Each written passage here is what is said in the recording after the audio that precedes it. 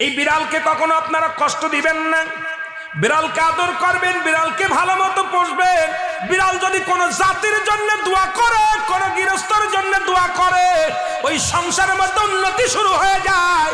ওই সংসারের মধ্যে আর এক নাম্বার হলো, যে ঘরে বিড়াল থাকে সেই ঘরে জিন আসতে পারে না, জিন বাস করতে পারে না।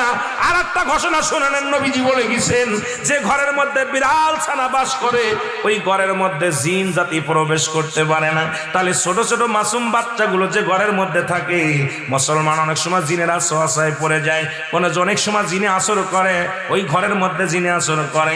যে ঘরের মধ্যে বিড়ালকে আদর করে বিড়াল থাকে, ওই ঘরের মধ্যে বিলাই বিড়াল বিড়াল বিলাই বিলাই, এইটা যার ঘরের মধ্যে আছে, এই ঘরের মধ্যে দুষ্ট জিনেরা আসতে পারে না। জোরে জোরে চিল্লায় বলা যাবে না মারহাবা। একবার নবী সুলাইমান আলাইহিস সালাম শুনতে পাইলেন, পাশের বাড়িতে একটা কুকুরকে কষ্ট দিয়ে